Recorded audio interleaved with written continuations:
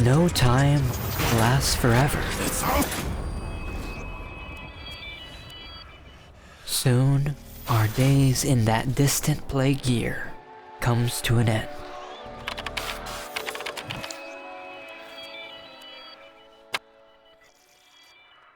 But before we say goodbye to Hollvania, I must say that 1999 surprised me. In my first video on protoframes prior to the update, I spoke on how concrete character uplifts the strength and appeal of story.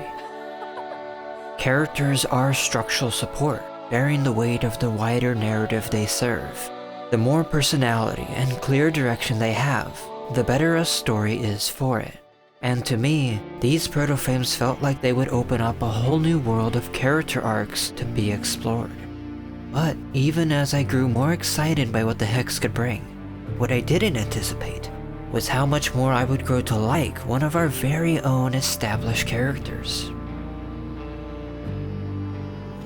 Post-update, I can safely say that 1999 addressed a moderate pain point I felt with the wider story in the past. And that came with two things: the Hex Finale and the KIM system. Let's cut into the heart of the matter. In my opinion, the KIM system has given Drifter the most personality and characterization of our playable protagonists to date. It articulated character traits in a way I wish I had seen in Duviri Paradox. In short, nothing has ever made me feel as invested in our Drifter's journey as much as this update has, and I want more. Of course, I can't say what the future holds long-term for 1999 and the KIM system, but I'm here to talk anyways about why I feel it worked, why I enjoyed it so much, and why I think there's still potential to be taken from the KIM system even if one day we move on from it entirely. After a while, I narrowed why I like DE's recent writing to the Drifter down to 3 big reasons: agency, identity, and reliability. For this retrospective, I think it's best we do a little compare and contrast with Warframe pre-1999. It's only appropriate that we lead with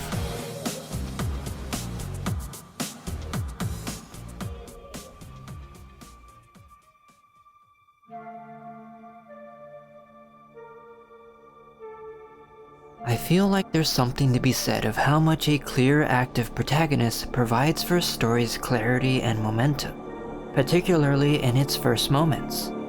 But with our real character's entrance being locked to a later point in the story, and with a good amount of context from certain events no longer in-game, I'd make the point that much of Warframe's early days are a bit slow to get into and a bit harder to understand because of how little we do to actively shape, connect to, and learn about the world around us. My prime example of this would be the Techrot quest, which reveals Lotus's true origins as a sentient, a revelation helped uncovered by a suspicious Teshin. Now, we shall see if codependence can be broken. There's a tension between our characters this quest tries to present, but to be honest, I don't feel its weight. Nata is abrupt, missing context, and overly coy with dialogue. Hopefully the upcoming Isleweaver update will bring some much needed improvements to how this quest presents itself, but even so, I fear it won't be enough.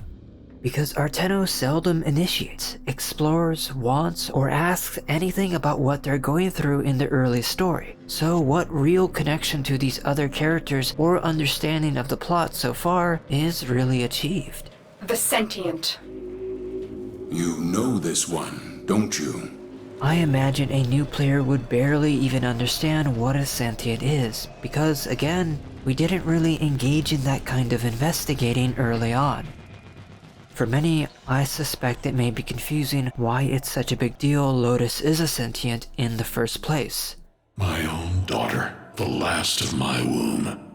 How can you do this? Warframe's story is often said to be confusing, but making it more understandable isn't simply a matter of adding exposition. It has to be natural, interesting, and above all, driven by character. That is where agency comes in. I often found myself asking, How could the reveal in Nata be better served? With 1999's arrival, I found my answer. Not unless you know them.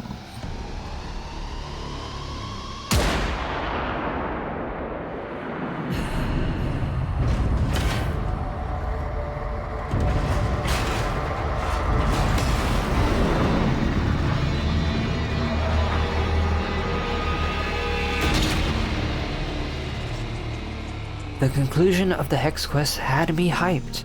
Not only was it a cool reveal of Drifter's power, it was demonstration of them hijacking the narrative.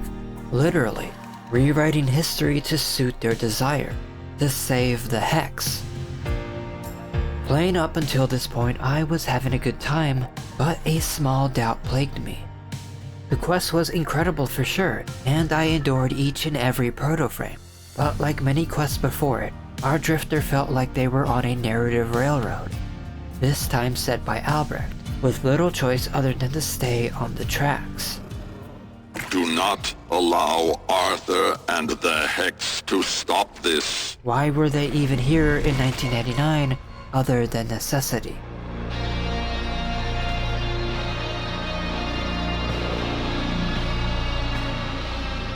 The Hex provoked the Drifter, Arthur asking them why they're really in Hollvania when they could leave at any time. Eleanor asking them about the nature of death, reality, and the lidless eye. With each Hex, Drifter gets to explain how and why they face the indifference, what they feel about Albrecht and their intentions toward their next meeting. 1999 gives us as the audience a window into Drifter's curiosity and feelings towards the Hex, as well as their readiness for the next fight. None of this matters. Through the Kim, we see Drifter get to choose emotions over apathy, to choose healing over isolation. Then why are you trying so hard to stop me? Most of all, they get to assert themselves. And in doing so, they give us as players the blueprint to finally understanding their actions, their drive, and their relationships. Take this to my earlier example. Through these short chats, through their culmination in the finale, I feel a kind of gravity to Drifter's actions in a way I did not feel for Lotus and the Tenno in Nata. And that's because agency is not simply a device for clarity, plot, or pacing. It is not a clinical tool. It is an emotional one.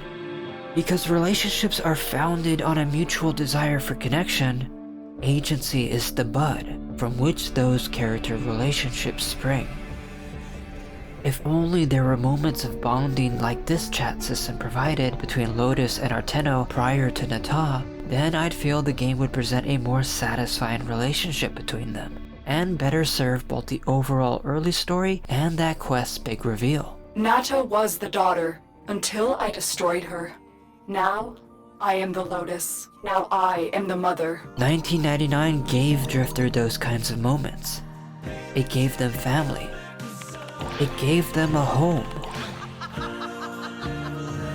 It gave us the first real insight into what the Drifter actually wants and pursues as a character in this story. This ascension is turned to the Great KIMspair. I keep thinking I see you and there's nobody. That's it, isn't it? The poison to your plan.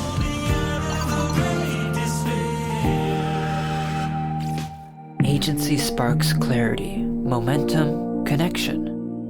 It builds a structure in which a character can thrive in. To support this newfound agency of the Drifter, let's look at that house's foundation.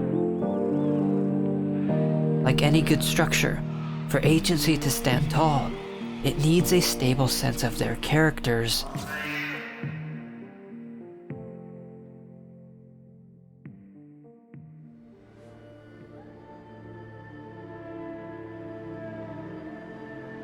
The world weighs more heavily on you now. Identity is one thing I felt Warframe has consistently excelled at. Part of the reason Warframe's world building feels so alive is how natural, genuine, and fleshed out many of its characters feel in their local setting. It's no surprise, given how identity is such a huge thematic core of what Warframe is. But even so, here I'd like to point out some ways 1999 and the KIM improved how Warframe weaves the picture of Drifter's identity in particular. For that, let's return to a beginning. To the Breach.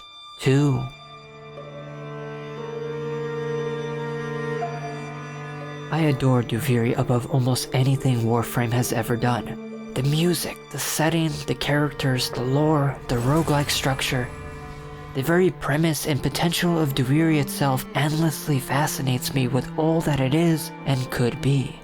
Yet, it's all these things that make the Duviri paradox all the more frustrating. This quest is written in a very particular way. The figurine you pulled from the paradox. Warframes, brought here by the paradox. You are seeking a paradox. They will manifest as paradoxes. Paradox, paradox, paradox. And like many of you, I think I know why. Remember that it was originally intended to be an alternative new player start to the game. However, the quest is also trying to give a satisfying answer as to what the Drifter and their paradox is for players who've just finished the new war. As a consequence, this quest dances around certain spoilers such as the Operator for players who start this quest without having yet played the Second Dream. It needs to use concepts, events, and characters like those that are important to Warframe for the story to work, but it must shy away from defining or revealing too much about them. To touch on just one example for now, recall these flashbacks to Drifter's time aboard the Zeramin. I guess we're born with anger. An instinct like any other. Like squinting at the sun or flinching. Now, I actually like these in theory. Showing our Drifter regain their emotions through these vignettes would have made a nice tool to paint the picture of their identity to us. But perhaps it is because the Zeramin is one of those spoilery topics the quest dances around that I find moments like these both too vague and fleeting to give us proper context. Without any concrete way of demonstrating or defining things like this use of amnesia only muddies the water instead of making Drifter an effective audience surrogate, sabotaging whatever understanding we might have had for the then present day status of Drifter, Thrax, Teshin, and Duviri itself. The beginning of any story is all about giving context so that the rest of it makes sense. But Duviri Paradox is a quest that goes out of its way to avoid giving context, so it doesn't spoil certain things that'll happen later. Simply put, this conflict was always going to undercut everything this quest tries to achieve. Dominus, oh Dominus. In trying to have it both ways for new and existing players, this failing significantly cut time to characterizing Drifter. Don't get me wrong, there's a difference between writing and storytelling. And I do love the storytelling and heart Duviri Paradox has to offer. In spite of the rushed writing I feel it has, I do still love this quest. You can have it. But in the end, it was because of Duviri Paradox that I had no particular expectations for Drifter going into 1999, even though I knew they were going to be the primary protagonists of the update. I figured all the characterization of 1999 would be focused into the protoframes, with Drifter more or less simply being a vassal to get to know them. And as I played the Hex Quest, I felt mostly vindicated by this. But post-ending, when I got my hands on that KIM system, I couldn't have been happier to be so wrong.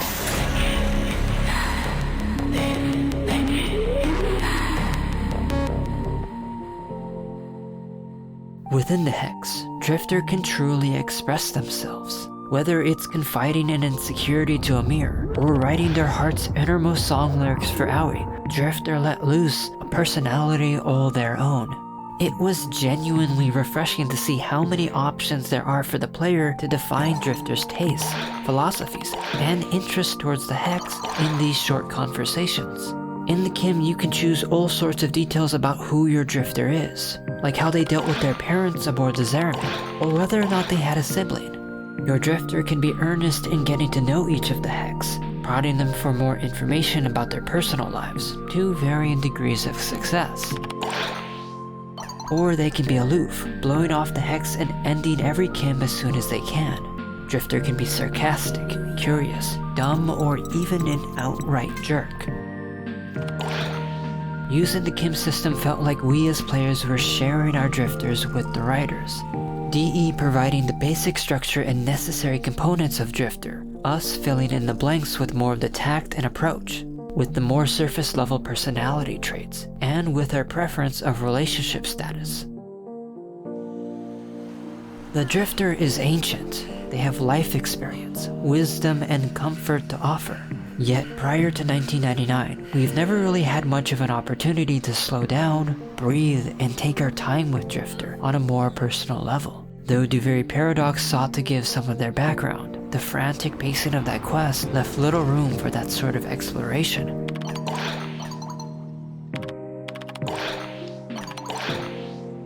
Chats like these gave me the first vivid picture of Drifter not just existing as a character, but living in the world we've played in. Their small joys, their insecurities, their quirks, their habits.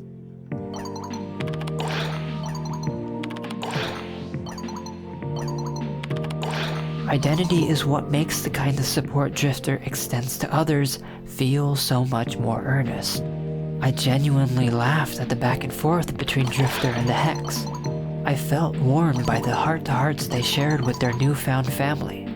Every bit of Drifter's fumbling with old 1999 technology and terms was charming and delightful. With each tier of conversations, Drifter felt more and more vivid and nuanced. So when the finale rolled around, I confess that I bought into it. Into the tension, into the emotional stakes, into the Drifter. Your heart would struggle to move them. It has to grow. The only way it ever does. With others. And after having experienced this update, I grew to want this kind of deeper character exploration, not just for Drifter, but for Operator as well. The world weighs more heavily on you now. Try not to lose yourself, Tenno. Because identity for a character is like the small cracks and divots on a cliff face, giving you something firm and stable to hold on to, giving you a path onwards, upwards, onto that inevitable summit.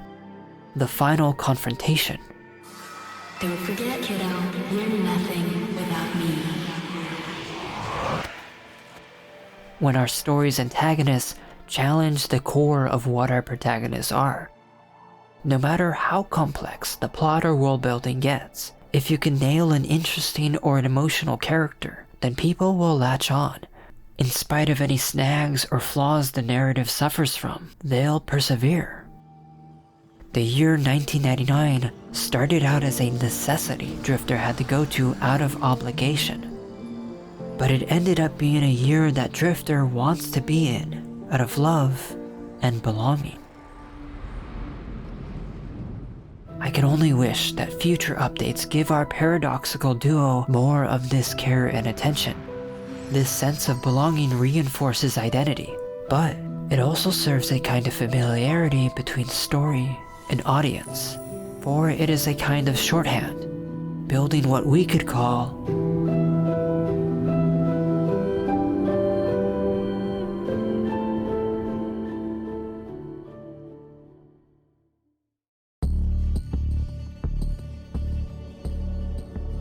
To put it lightly, Warframe uses a lot of smoke and mirrors, subtext and unreliable dialogue, in media res, and skipping out on providing certain context to quests for the sake of faster pacing or front-loading more interesting scenes.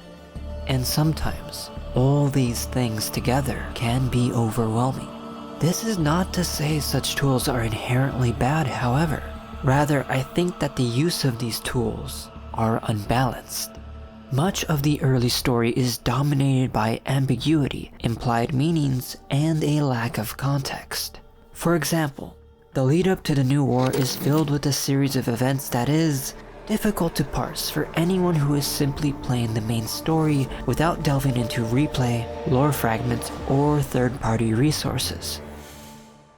My father was a farmer. My mother, a carpenter. A big part of that stems from how little Warframe reinforces its basic principles: language, world building. And I think the reason why that's become the case for most of Warframe's history is because of how short these quests are, and how much time is needed to focus on what really matters. Character. You didn't try to kill me. Oh, please. You've been playing dead since the day I was born. Well, I wish you hadn't. Stop! That is not to say these things are mutually exclusive. Warframe can have reliable information baked into its story, without stepping on the heels of its character's development. But it takes time, and it takes connective tissue. I told you not to speak out. If you recant, maybe... You lied to me, Ballas. You're no different than the rest of them. In spite of its many barriers, one of Warframe's strongest through lines in the first saga is Ballas. His status as a villain, a historical Orcan figure, and as someone deeply tied to our character's backstory and relationship to our main mentor lets him be a character that we have a tether to. And it was not their force of will, not their void devilry, not their alien darkness. It was something else. And so, in spite of our antagonistic relationship, it was that somehow, from within the derelict horror, they had learned a way to see inside an ugly, broken thing. We can at least trust his words, if not his character, about some deeper facets of the world and learn from it. And take away its pain.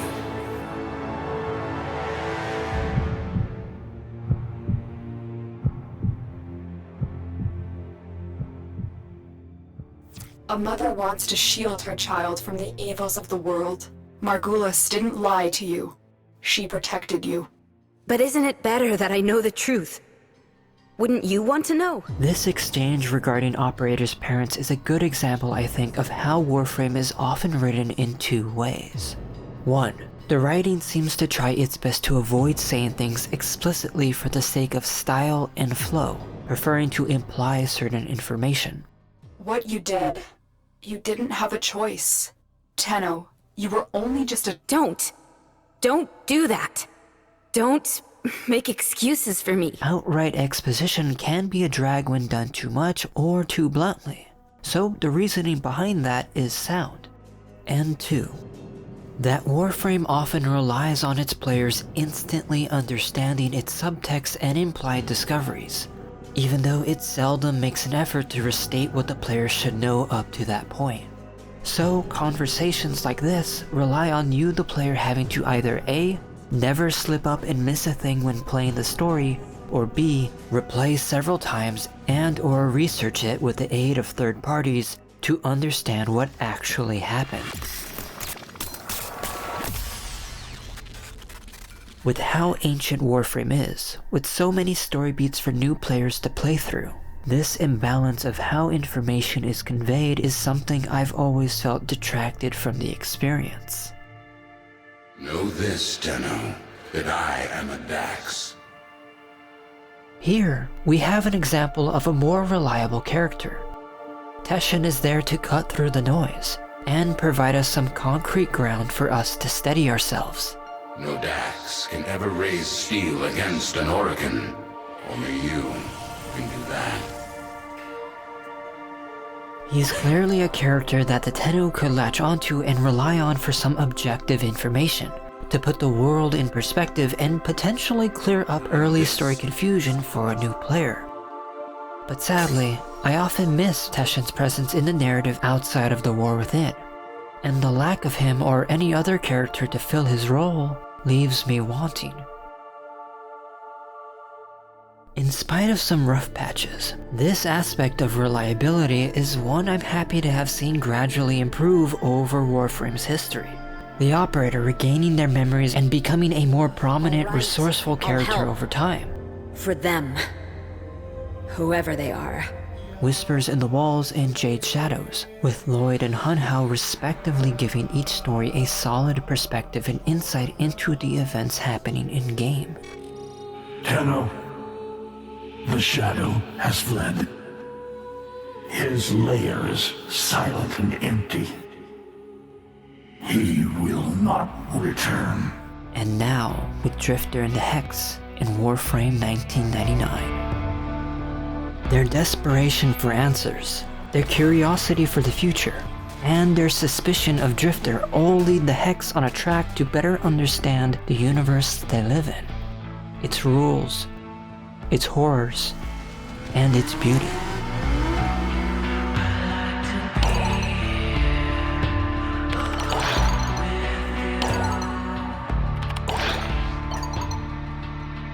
Not just for themselves, but for us as the audience as well.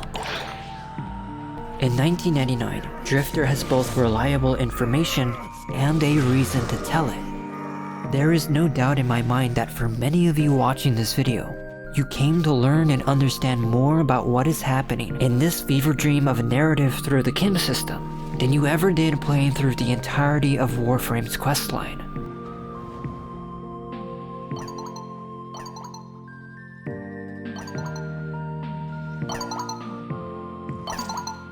Putting Drifter into this position of being a reliable narrator for their companions is something I feel is vital to counterbalance the more enigmatic presences of other characters like Albert Andrade and the Man in the Wall. We don't know what these characters will do next, and we only have partial information on their motivations. If we throw in confusion into our own protagonist to boot, that's effectively handicapping any chance for players to understand the plot. Drifter might not have all the answers, but what answers they do have make all the difference. Through them, the KIM assembles a consistently available repository of background information on their character, on important events and locations, and on other significant people. As new story content rolls around, I'm sure much of the information provided in the KIM will surely help reinforce many players' understanding of the story because of how concisely and accessible the system was designed. And by delaying the finale, the KIM helped 1999 avoid falling into the same pitfalls as prior quests, having to cram all of its story into a single point. This segmented trio, quest, intermission, and finale, was far easier to digest. And I hope this is not the last time we see story structured like this in Warframe. Reliability in a story is not just about telling you what's true and what's not. These chats also offer a way to put unanswered questions forward, without baiting an audience into the trap of conjecture.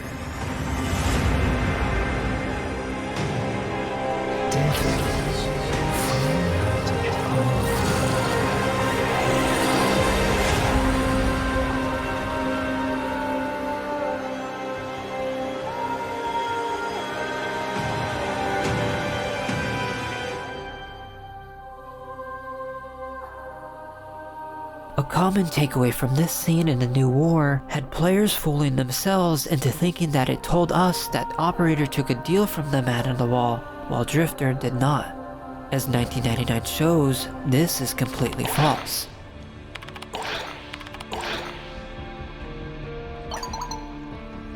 There was never any evidence pointing to that theory, but I feel it's important to understand why this specific conjecture to this specific scene became so commonplace. We are pattern-seeking creatures. When there's missing gaps in information, we automatically seek to piece things together to the best of our ability. And boy, does Warframe have some missing gaps. Stories each face a challenge. That is, the right balance of information it wants to give for an audience to understand the plot versus information it doesn't want to give yet for the sake of creating excitement and tension. You can use unreliability to great effect. Mystery, misdirection, set up intrigue, and shocking twists. But the longer and more complex a story is, the more I think it has to make an effort to build its audience's intuition. Give them tools to understand the language, the world building, and most importantly, give them assurances. affirm what they know and what they don't know. One of the nice things about the KIM is that its brevity forced DE to write clearer statements, to give actual context to what we've experienced so far. Through the Hex's education by Drifter, the KIM gave clearer boundaries between the known and the unknown. In turn, that allows these chats to clearly signal to you, the player, and your pattern-seeking brain whether or not you are dipping into conjecture or into actual understanding of the story and where it's going. To be honest, I'm so excited for the upcoming story beats after this update. Duviri Paradox and the Second Dream both establish our protagonists with amnesia and few connections to the world around them. But now, it feels like everyone's all caught up. No more missing memories, no more self-imposed obscurity or veils to sidetrack them. That means we can explore deeper into who these characters really are, what ties them to the world, connects them to their loved ones, and ask how in the end they'll truly face indifference. With all the unreliable information Warframe has pushed in our way, it feels this time around we answer to the Great Despair with an even greater clarity of purpose.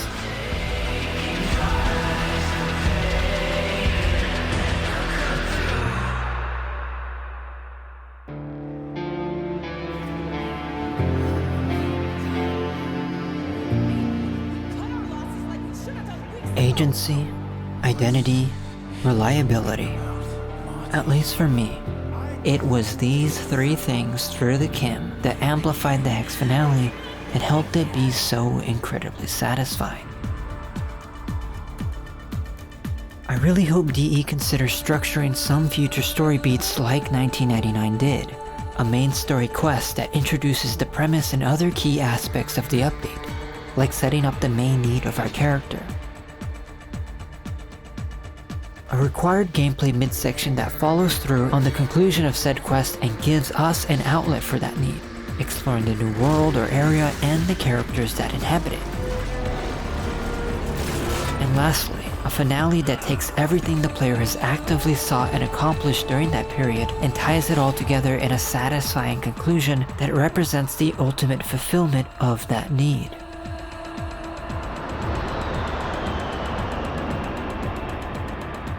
While the era of 1999 draws to an end, this update leaves a considerable mark on Warframe. To me, it opened a window into new ways to tell and structure the kind of stories Warframe wants to tell. And I hope DE experiments more with those ways. The KIM and its text-based system gives us a moment to relax, to delve deeper into the heart of the character we play and the characters we interact with. Once more, Warframe pivots to the next big thing as it is wont to do. But I don't believe this is the end for Hollvania. An end for sure, but one that leaves its door open, ready at any time to welcome us back home. It isn't without its flaws, but the KIM was phenomenal. And it brought a whole new side of Drifter I'd love to see more of. And maybe, just maybe, this system might open a similar, more platonic-minded door for operators someday.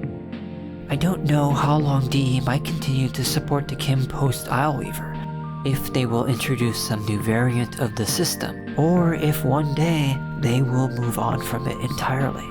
But I do know this. The KIM and the finale showcase Drifter earning real consequences from their actions, having a real effect on the characters and world around them. They could have listened to Albrecht, let the city go off, let themselves be carried away on a railroad to whatever he and the plot demands of them. But it was their desire to connect with the Hex in the first place that led them here. It was their need that convinced them to go off the beaten path and make this story theirs. To claim this culmination of their agency. Who are you? The KIM and the finale showcase Drifter understanding what plagued each of the Hex, understanding the core of what they are and what traumas had hurt them. Such a thing could only be accomplished because Drifter themselves came to better terms with their own scars and an identity of their own.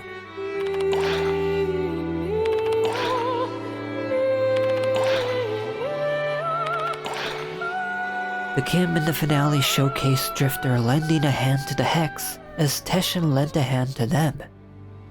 Reaching through the vast expanses of the Void and the Heart, they can be a center for them, educating them, empowering them to their fullest potential.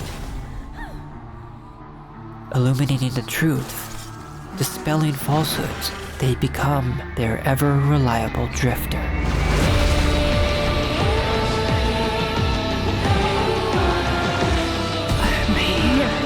Not today, Mama.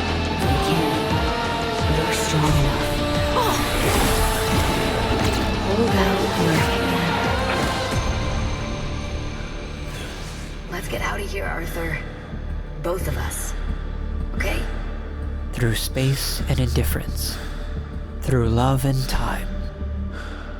From Duviri to Hollvania, Drifter sails onward to that next fight.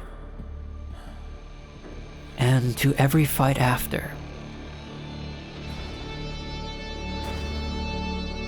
We must carry their power, their mercy, and their heart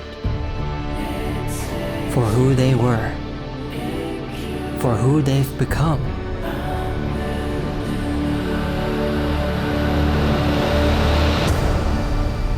And for who they will want to be.